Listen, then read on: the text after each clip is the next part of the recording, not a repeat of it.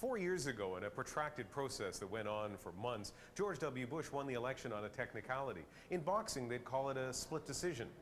Well, the winner would call it a split decision. The loser might say, the fix is in. People still believe that George Bush stole the election. I don't believe he stole the election. Gore lost. You know why Gore lost? He wouldn't let Bill Clinton campaign for him. He would have won had he let Bill Clinton campaign. You know why? Black people love Bill Clinton. There's only two white men that black people love, Bill Clinton and Bob Barker. George W. Bush was elected for two reasons. The first is the American people actually thought he was his father, George Bush. And I felt like, well, if they thought he was his father, why didn't we just nominate George Bush, who I never liked, but when you compare him to his son, now he looks like Winston Churchill.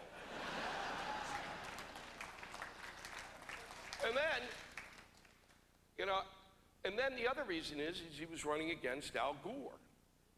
I saw Al Gore speak live, which is kind of an odd way to put it. 4 minutes into his speech, literally my teeth tried to reach around to eat my brain. Could I be spared this hypocrisy about, thank God we dodged the bullet the Republicans got in, because then the war started and God knows what. If Al Gore was elected, we'd all be reading the Koran right now, yeah. Like George Bush is the only one who could point at a map of Afghanistan and say, destroy that. I'm sorry, George Bush pointing out Afghanistan on a map? I congratulate you on doing your election in just one day.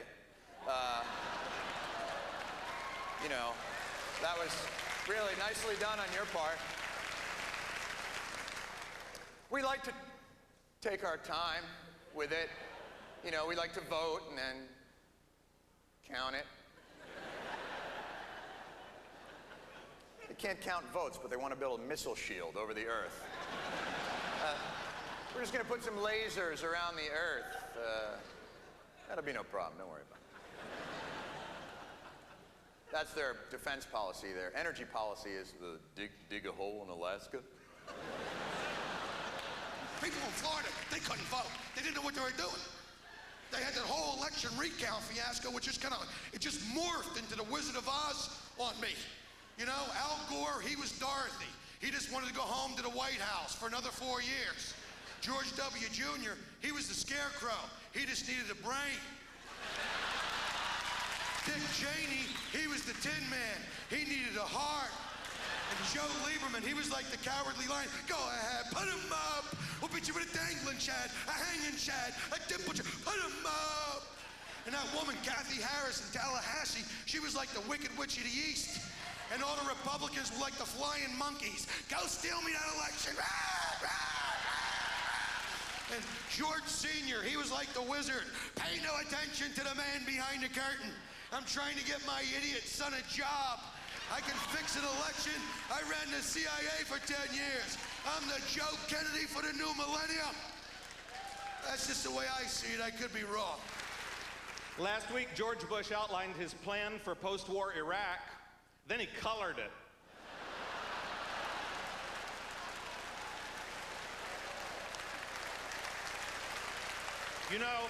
Thank you, because I can't get away with some of these jokes in America without somebody calling me a traitor.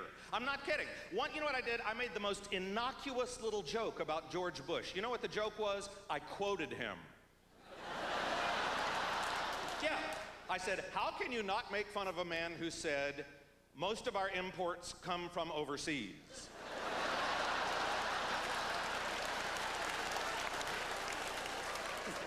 And he also said, I think we can all agree the past is over.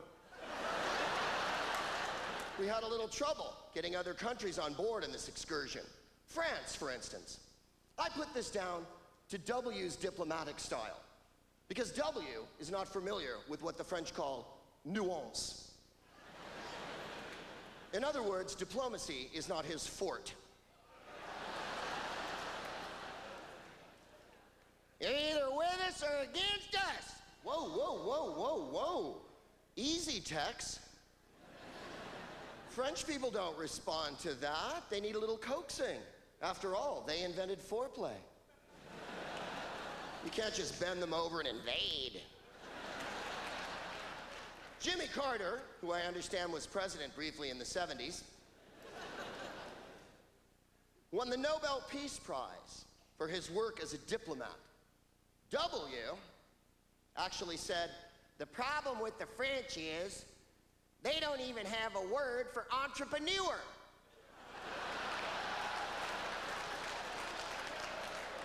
They have a word for W, though. Imbecile, I believe it is.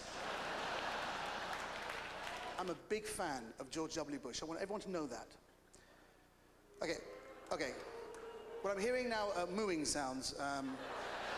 What I'm sensing is that this better be funny, fat boy. I don't know where you're going with this one.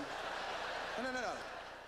No, I'm a big fan because all you people don't realize that as a Middle Eastern person, when all these wars happen, he said one thing that really calmed me down. He goes, this is not a war against Islam itself or indeed the country of Islamia. You see? That kind of thing is a beautiful thing. Our president, President Bush, has just come back from Africa. Child, he gonna go all out to get the black vote, to go all the way to Africa to get it. And I love President Bush. That's right, I'm a black Republican.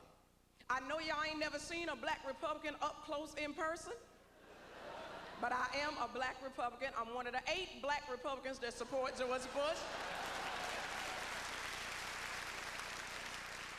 We got a lot of perks in being a black Republican.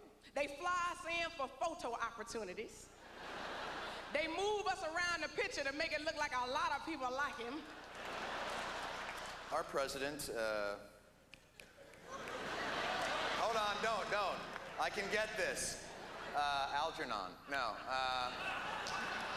Forrest Gump, no. George W. Bush. He's in Europe right now. He loves it there, boy. He thinks it's even better than the Europe they have at Epcot Center. He really loves this Europe. This Europe is his favorite Europe of all the Europes. You know what he loves best about Europe is those fancy drinking fountains in the bathroom. He loves those. He gets right in there.